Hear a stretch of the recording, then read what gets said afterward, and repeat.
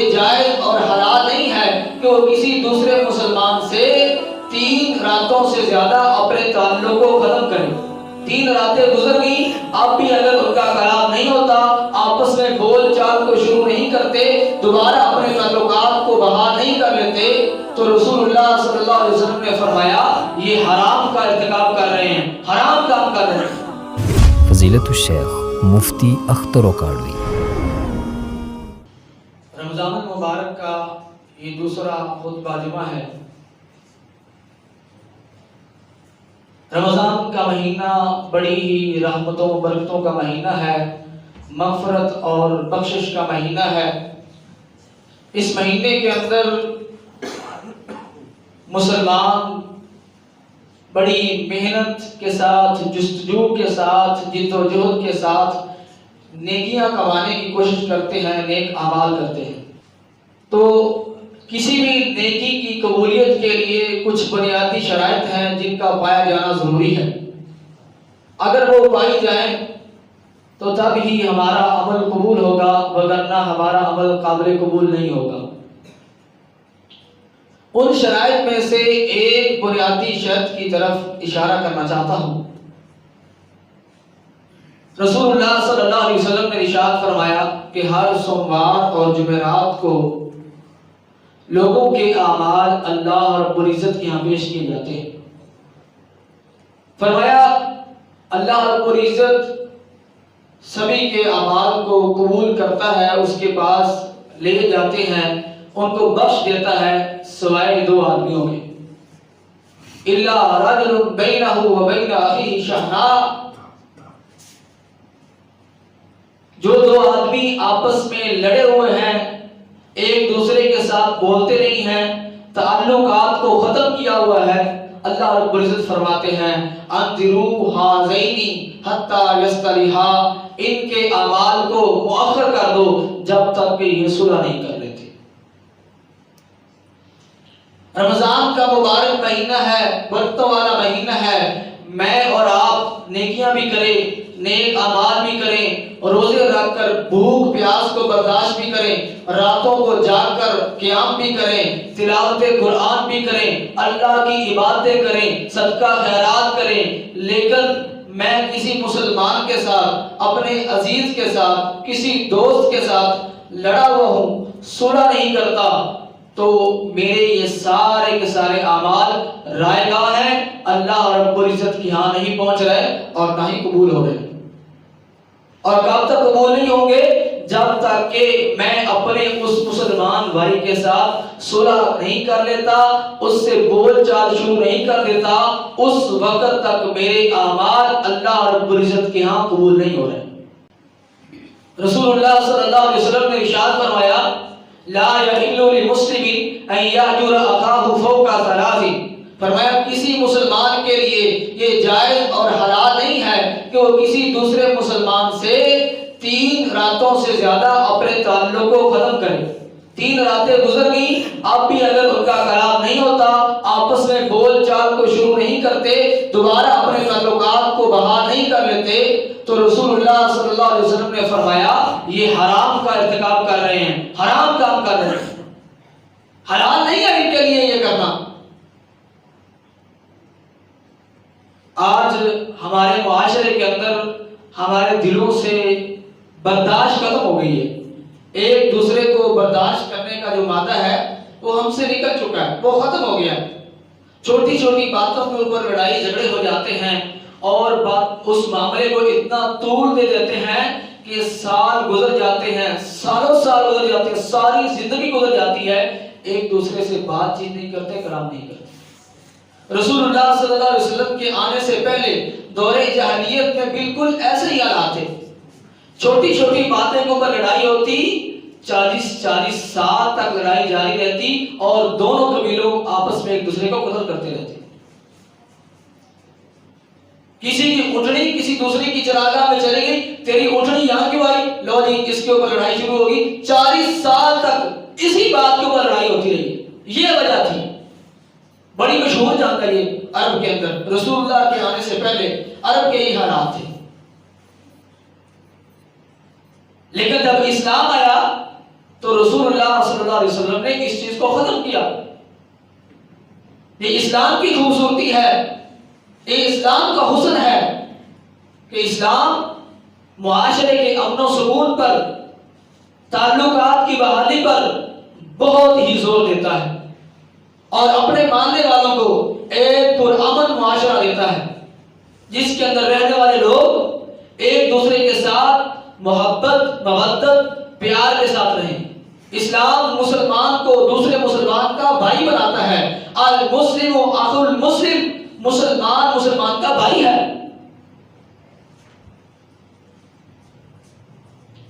اس لیے اسلام یہ کہتا ہے کہ اگر کسی کے ساتھ لڑائی جھگڑا ہو جائے, کسی بات کے اوپر ناراضگی ہو جائے, تو اسلام کہتا ہے 3 دن تک آپ کو اجازت ہے, آپ کا غصہ ٹھنڈا ہو جائے, آپ اپنے تعلقات کو دوبارہ بحال کر لیں.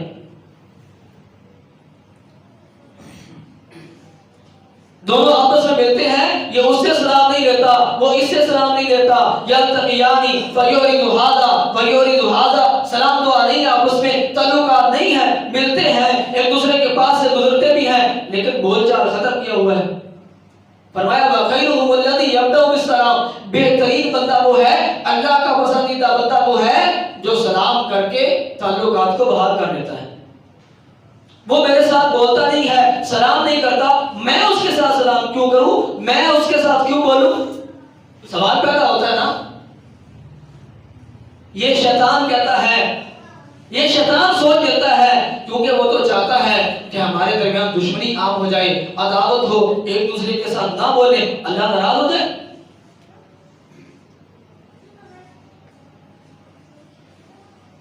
جب تک آپس میں صلح نہیں کریں گے, ایک نیکی بھی اللہ کے پاس نہیں جا رہی. اور پیارے پیغمبر کیا فرماتے ہیں, بہترین آدمی وہ ہے جو سلام کر کے صلح کر لیتا. وہ نہیں بولتا تو نہ بولے, آپ تو گناہگار نہ ہو, آپ تو اللہ کے مجرم نہ ہو, آپ تو صلح کر لیں, آپ تو سلام دے لیں. نہیں بولتا تو نہ بولے. وَخَيْرُهُمُ الَّذِي يَبْدَأُ بِالسَّلَامِ, بہترین بندہ وہ ہے جو سلام کر کے تعلقات کو بحال کر لیتا ہے. قرآن مجید کی جو آیت میں نے آپ کے سامنے رکھی ہے, اس کے اندر اللہ رب العزت ارشاد فرماتے ہیں کہ اپنے رب کی مغفرت اور جنت کی طرف دوڑو, آؤ. وہ جنت اور اللہ کی مغفرت کن لوگوں کے لیے اللہ نے تیار کی ہے, وہ عدت للمتقین, اللہ سے ڈرنے والے, اللہ کے متقی بندوں کے لیے وہ جنت تیار کی اللہ نے.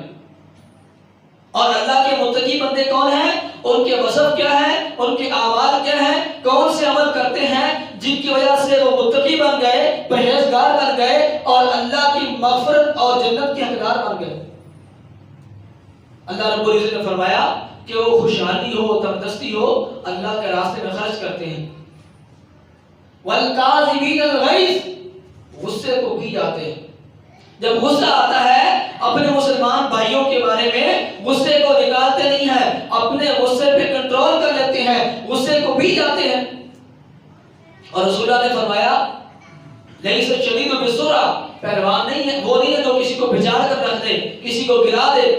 ولکن الشدید الذی یملک نفسہ عند الغضب, فرمایا پہلوان, اصل پہلوان تو وہ ہے جو اپنے غصے کے اوپر کنٹرول کر لے. جب اس کو غصہ آئے تو اس کے اوپر کنٹرول کر لے, اپنے غصے کو کسی پہ نکالے نا, یہ پہلوان ہے, یہ رستم اعظم ہے. سب سے بڑا پہلوان یہ ہے جو اپنے غصے کے اوپر کنٹرول کر لیتا ہے. والکاظمین الغیظ والعافین عن الناس, غصے کو پی جاتے ہیں اور لوگوں کو معاف کرتے ہیں, لوگوں سے درگزر کرتے ہیں, لوگوں کی لفظوں سے, ان کی غلطیوں سے, ان کی خطاؤں سے, ان کی طرف پہنچنے والی تکالیف سے, ان کو ان کے جو برا بھلا کہتے ہیں, ساری چیزوں سے درگزر کر دیتے ہیں, لوگوں کو معاف کر دیتے ہیں. فرمایا یہ اللہ سے ڈرنے والے, اللہ کے متقی بندے ہیں, اور انہی لوگوں کے لیے اللہ رب العزت نے جنت تیار کی ہے. روزے کے بارے میں کیا فرمایا اللہ نے, یا ایھا الذین آمنوا کتب علیکم الصیام کما کتب علی الذین من قبلکم لعلکم تتقون. فرمایا روزے تم پر فرض کیے گئے, مقصد کیا ہے, اللہ چاہتا کیا ہے تم سے روزے رکھوا کے صبح سے شام تک بھوکا پیاسا رکھے, اللہ کا مقصد کیا ہے, لعلکم تتقون, تاکہ تم متقی اور پرہیزگار بن جاؤ. متقی اور پرہیزگار لوگوں کا وصف کیا ہے؟ جب غصہ آتا ہے غصے کے اوپر کنٹرول کرتے ہیں، غصے کو پی جاتے ہیں اور لوگوں کو معاف کرتے ہیں۔ روزہ تو میں بھی رکھتا ہوں، روزہ آپ بھی رکھتے ہیں، لیکن کبھی یہ سوچا کہ جو اللہ نے معیار مقرر کیا میرے اور آپ کے روزے کی قبولیت کا، وہ تقویٰ ہے، میرے اندر کتنا تقویٰ ہے؟ میں اپنے تقوی کو کیسے دیکھ سکتا ہوں؟ میں لوگوں کو معاف کرتا ہوں، لوگوں کو درگزر کرتا ہوں یا نہیں کرتا؟ میں کسی سے لڑا ہوا ہوں، رمضان آیا، رمضان نے میرے اندر کیا تبدیلی پیدا کی ہے، کیا اثر میرے اندر آیا ہے؟ میں نے اپنے مسلمان بھائی سے صلح کی یا نہیں کی؟ اپنے تعلقات کو بحال کیا یا نہیں کیا؟ اگر رمضان آ گیا، روزے تو رکھتا ہوں، عبادتیں تو کرتا ہوں، لیکن رمضان کے آنے سے میرے اندر اللہ جو تقویٰ چاہتا تھا وہ تقویٰ نہیں آیا، میں نے مسلمان بھائیوں سے صلح نہیں کی ہے، لڑائی جھگڑے کو ختم نہیں کیا ہے، اپنے تعلقات کو بحال نہیں کیا ہے، تو پھر میرے اندر جو معیار اللہ نے مقرر کیا تھا میرے اور آپ کی روزے کی قبولیت کا، جو مقصد تھا روزے کا، وہ پورا نہیں ہوا، وہ مقصد حاصل نہیں ہوا۔ اور جب تک وہ مقصد حاصل نہیں ہوگا تب تک میرے اور آپ کے روزے قبول نہیں ہیں۔ میں اور آپ بھوک اور پیاس تو برداشت کر رہے ہیں، لیکن اللہ کے ہاں میرے اور آپ کے روزے قبول نہیں ہو رہے۔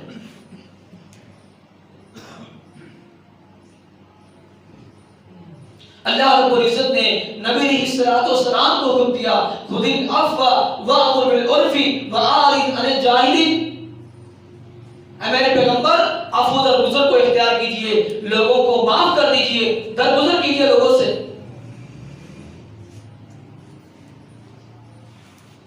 دوسری جگہ پہ اللہ رب العزت ارشاد فرماتے ہیں، الا تحبون ان یغفر اللہ لکم، اے میرے بندو کیا تم نہیں چاہتے کہ تمہارا رب تمہیں معاف کر دے، تمہیں بخش دے؟ یقیناً ہر بندہ یہ چاہتا ہے کہ اللہ رب العزت اسے معاف کر دے، اسے درگزر کر جائے، اس کی غلطیوں خطاؤں کو معاف کر دے۔ اللہ سوال کرتے کہ تم نہیں چاہتے؟ اللہ چاہتے ہیں، لیکن اللہ فرماتے ہیں اگر تم چاہتے ہو کہ میں تمہیں معاف کر دوں تو پھر تمہیں میرے بندوں کو معاف کرنا ہوگا۔ واعفو ولیعفو ولیصفحوا، معاف کرو، درگزر کر دو لوگوں سے۔ جب تم لوگوں کو، اللہ کے بندوں کو معاف کرو گے تو اللہ رب العزت آپ کو معاف کرے گا۔ اور جب میں اور آپ اللہ کے بندوں کی چھوٹی چھوٹی لغزشوں اور غلطیوں کو بڑا طول دے کے اس کی وجہ سے ان کے ساتھ لڑیں گے، تعلقات کو ختم کر لیں گے، تو پھر اللہ کے ہاں ہمارے اعمال نہیں جا رہے، ہماری نیکیاں قبول نہیں ہو رہی اور اللہ بھی ہمیں معاف نہیں کرے گا۔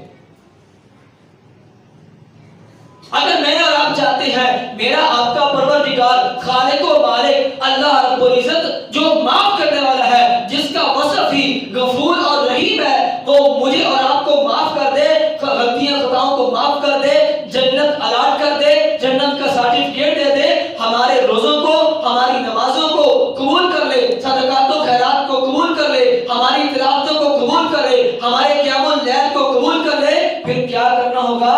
ہمیں لوگوں کو معاف کرنا ہوگا، لوگوں سے تعلقات کو بحال کرنا ہوگا، لوگوں سے درگزر کرنا ہوگا۔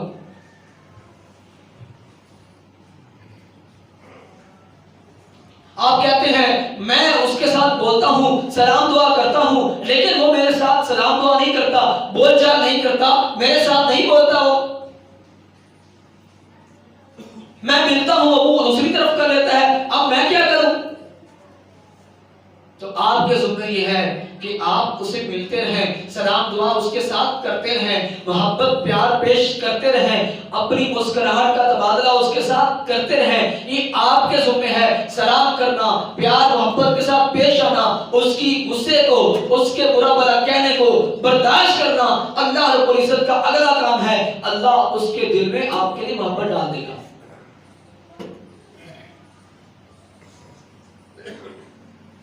اللہ فرماتے ہیں وَلَا تَسْتَوِي الْحَسَنَةُ وَلَا السَّيِّئَةُ، اچھائی اور برائی کبھی بھی برابر نہیں ہو سکتی۔ نیکی کرنے والا، برائی کرنے والا، یہ کبھی بھی برابر نہیں ہو سکتے، نہ تو اللہ کے ترازو میں، اللہ کے میزان میں، نہ ہی لوگوں کے ہم۔ ایک بندہ لوگوں کے اوپر ظلم کرتا ہے، زیادتی کرتا ہے، لوگ اس سے پسند کرتے ہیں؟ کبھی بھی نہیں۔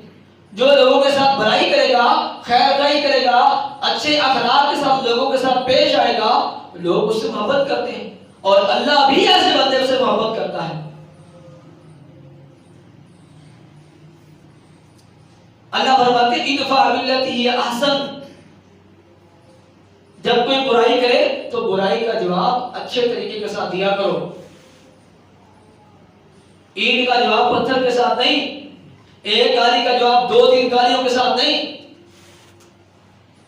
پیار اور محبت کے ساتھ۔ وہ ماتھے پہ تیور چڑھاتا ہے، آپ مسکراہٹ پیش کریں، وہ گالیاں دیتا ہے آپ خاموش ہو جائیں، وہ آپ کو تھپڑ مار دیتا ہے آپ برداشت کریں، کیا ہوگا؟ اللہ فرماتا ہے میں اس بندے کے دل میں آپ کے لیے اتنی محبت ڈال دوں گا، فَإِذَا الَّذِي بَيْنَهُ وَبَيْنَهُ عَدَاوَةٌ بَيْنَكَ وَبَيْنَهُ عَدَاوَةٌ كَأَنَّهُ وَلِيٌّ حَمِيمٌ، جیسا کہ تمہارا کوئی دلی دوست ہے، جگری دوست ہے، قریبی ہے، تو اس کے دل میں تمہارے لیے جو محبت ہے، اللہ فرماتے ہیں اس طرح اس بندے کے دل میں آپ کی محبت ڈال دوں گا۔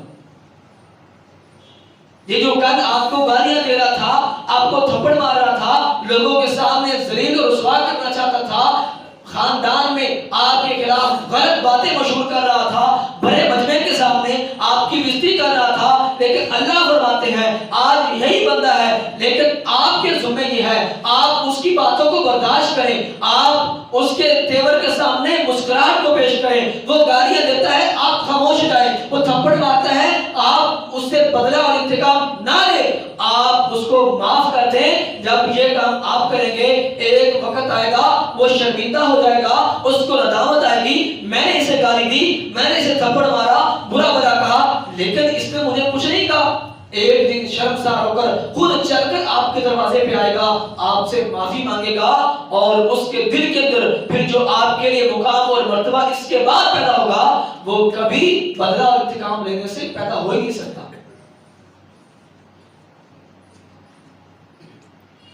اللہ رب العزت آپ کو حق دیتا ہے، اگر آپ پر کوئی ظلم زیادتی کرے آپ اس سے بدلہ لے سکتے ہیں، یہ آپ کا حق ہے اتنا ہی جتنا کہ اس نے ظلم زیادتی کی ہے، لیکن اللہ محبت کن سے کرتا ہے؟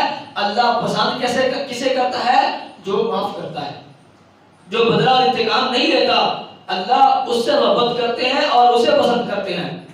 ایک بندہ آپ کو تھپڑ مارتا ہے، آپ بدلے میں اسے تھپڑ مار دیتے ہیں، کیا ہوگا؟ اس کے دل میں آپ کی محبت آئے گی، معاملہ مزید بڑھ جائے گا، مزید بگڑ جائے گا، مزید لڑائی جھگڑا اور فساد ہوگا، وہ محبت نہیں آئے گی دل کے اندر، بلکہ مزید دشمنی پیدا ہو جائے گی، بغض، عداوت اور نفرت پیدا ہو جائے گی ایک دوسرے کے بارے میں۔ لیکن جب تھپڑ مارنے والے کو آپ معاف کر دیں گے، مسکرائیں گے اس کے سامنے، اسے کچھ نہیں کہیں گے، خاموش ہو جائیں گے گالیاں دینے والے کے سامنے، تو کیا ہوگا؟ اللہ فرماتا ہے میں اس کے دل میں آپ کے لیے محبت کو پیدا کر دوں گا۔ رسول اللہ کی زندگی دیکھتے نہیں؟ وہ جو جانی دشمن تھے آپ کے، آپ کو قتل کرنے کے لیے آئے، کتنے واقعات ایسے موجود ہیں، لیکن پیارے پیغمبر کا اخلاق دیکھ کے، آپ کا کردار دیکھ کے، آپ کے بول چال کو دیکھ کے، آپ کی زبان کی مٹھاس سے متاثر ہو کر وہ مسلمان ہو گئے، آپ کے جان نثار بن گئے۔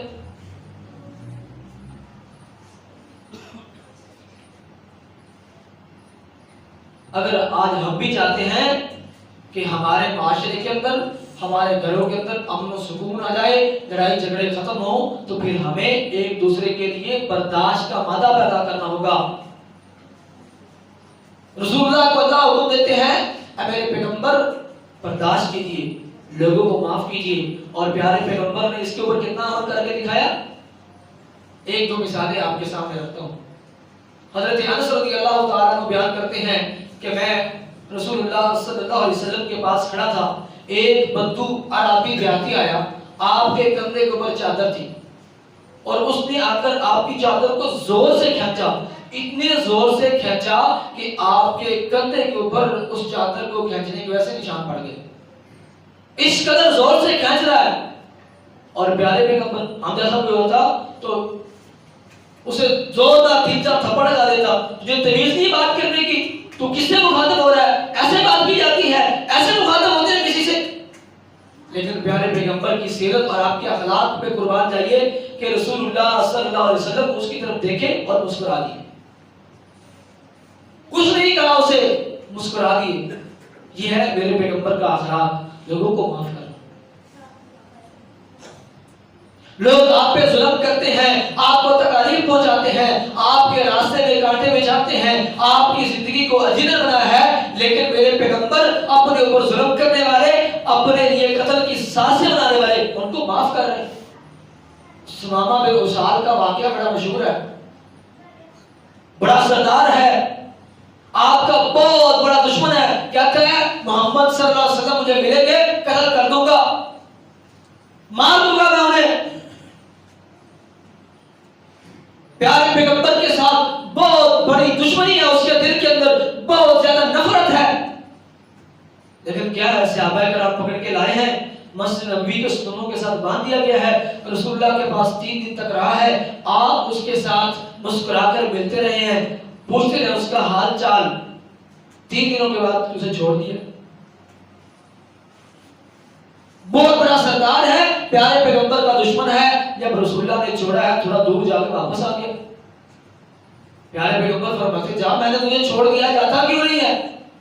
کہنے لگا اللہ کے نبی کلمہ پڑھا کے مسلمان کر لیجئے، کلمہ پڑھتا ہے مسلمان ہوتا ہے، اور اس کے بعد جو اس نے بات کی ہے اس کے اوپر غور کرنے والا ہے۔